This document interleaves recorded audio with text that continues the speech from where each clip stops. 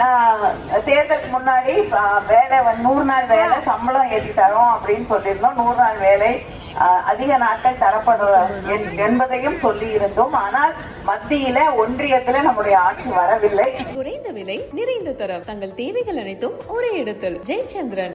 ஒவ்வொரு வருஷமும் மோடி ஆட்சி இன்னொரு 5-6 மாசத்துல நம்ம ஆட்சி வந்துரும் நானும் நம்புறேன். அது வந்துச்சுன்னா தூத்துக்குடி மாவட்டத்திலே உங்களுடைய மக்களவை பிரதிநிதியாக பணியாற்றக்கூடிய வாய்ப்பை எனக்கு அளித்த உங்கள் அத்தனை பேருக்கும் என்னுடைய நெஞ்சார்ந்த நன்றியை தெரிவித்துக் கொள்கிறேன்.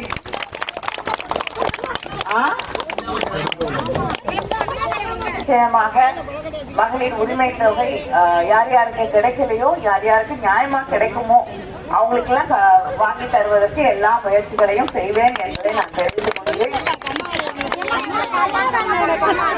அது ஒரு நிமிஷம்.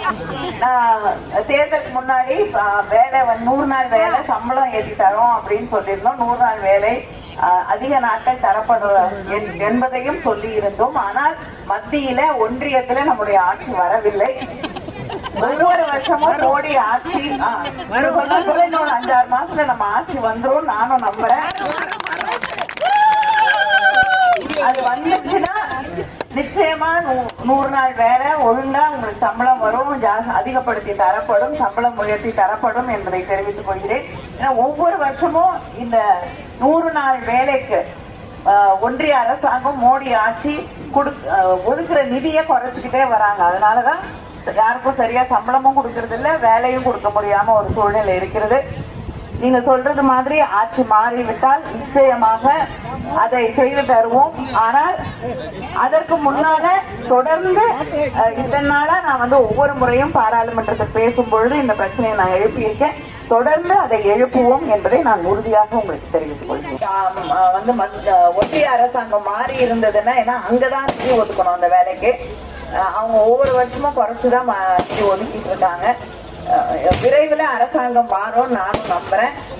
மாறின உடனே நிச்சயமாக 100 நாள் வேலையில இருக்கிற பிரச்சனை எல்லாமே சரி செய்யப்பட்டு நாங்க தேர்தல் நேரத்தில் கொடுத்த வாக்குறுதிப்படி 400 ரூபாய் சம்பளம் வேலை நாட்களும் உயர்த்தி வழங்கப்படும் என்பதை தெரிவித்துக் கொள்கிறேன். அதுக்கு